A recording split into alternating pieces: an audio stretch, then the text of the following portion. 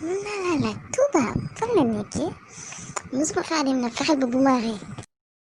Touba mi ngi Dakar boo rombee Guédiawaye rek dégg nga après Pikine mu ngi. yéen kii du ngeen ko wax boppam yow doo bàyyi suñu nee pata da nga yónn pata ne yow yaa pata pata gaa ngi tàmbalee ca pale pata national la respecté sa pata gi franchement.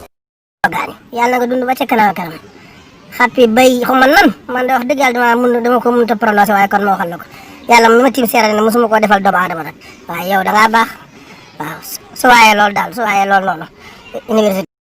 comment vas-tu? Mani comment vas-tu? Ça va? Je de tampi. C'est vrai? Mani je de tampi. Bonjour les amis, je m'appelle Ami Collé Samb. Voici mon cousin. Ami Collé bul waxal lan laa la waxul de voici mon cousin lan mooy mon cousin te man jigéen la. soo mënul français ñu.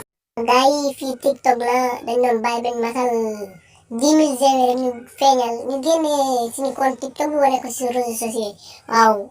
am na ñaari compte benn bi Mejzo HD beneen bi moom si Instagram bi Mejzo HD si YouTube bi tamit Mejzo HD lépp benn tur la changé wuñ si dara pour ngeen kontaan rek waaw mais damaa ñëw pour wan leen ko nag pour ngeen abonné si waaw ay vidéo yi garaaw moo si nekk nag yu neex nag la waaw bu leen fàtte ngeen abonné si def lépp waaw moom moo nekk nii Mejzo HD lépp ngi nii vidéo bi moo ngi nii jàpp si leen ngeen gaaw rek ngeen matal 10 000 abonné yi ak lii nii nu mu tudd 10 000 j'aime moom man na lii laa si kontaan naa trop si yéen waaw xam may leen benn vidéo rek ñu dem.